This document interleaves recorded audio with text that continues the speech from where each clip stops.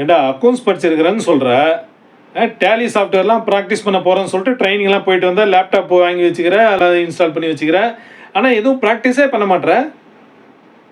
எப்படி நீ இன்டர்வியூலாம் ஃபேஸ் பண்ணுற? எப்படி உனக்கு கிடைக்கும் ஜாபு சொல்லு?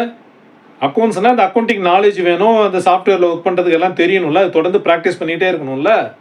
இது கூடவே வந்து லாலாம் தெரியணும்ல, companies act, income tax act, இதெல்லாம் தெரியணும்ல, இதெல்லாம் எடுத்து பார்க்கணும்ல, அடிக்கடி ப்ராக்டிஸ் பண்ணிகிட்டே இருக்கணும்ல, கூகுளில் தேடிகிட்டே இருக்கணும்ல. இப்படிலாம் நீ எதுவும் ப்ரிப்பேர் பண்ணாமல் இருந்தோன்னா கம்பெனிக்கு போனோன்னா டேலி வந்து அவங்க தான் சொல்லிக் கொடுக்கணும் அப்படின்னு வந்துடும். அதுக்கு அவங்க இன்ட்ரெஸ்ட் காட்ட மாட்டாங்க, அந்த மாதிரி கேண்டிடேட் எடுக்க மாட்டாங்க. இல்லைன்னா என்ன செய்வாங்க, எடுத்துக்கிட்டு டேலி நாங்கள் தானே உங்களுக்கு சொல்லித்தரோம், இவ்வளோ தான் சம்பளம் தர முடியும்னு ரொம்ப கம்மியான சம்பளத்தை சொல்லுவாங்க. நீ வீட்டில் சும்மா தானே உட்காந்துக்கிற, உட்காந்து நல்லா ப்ராக்டிஸ் பண்ணி பண்ணி பண்ணி நல்லா எக்ஸ்பர்ட் ஆகிட்டீங்கன்னா டேலியில் நீ ஃபிக்ஸ் பண்ணுறது தான் சேலரி. நீ கேட்குறீங்க டேலியில் இதெல்லாம் எனக்கு பண்ண தெரியும், எனக்கு யாரோட சப்போர்ட் இல்லாமல் இண்டிவிஜுவலாக என்னால் ஒர்க் பண்ண முடியும், பேலன்ஸ் ஷீட் போட முடியும், எனக்கு இவ்வளோ சேலரி கொடுத்தா தான் நான் வருவேன் அப்படின்னு நீ ஸ்ட்ராங்காக பேசலாம்ல. அதுக்கு நீ தானே உன்னை நல்லா ட்ரெயின் பண்ணிக்கணும், ப்ராக்டிஸ் பண்ணணும். ஏன் பண்ண மாட்டேற? நியாயமாடா இதெல்லாம்?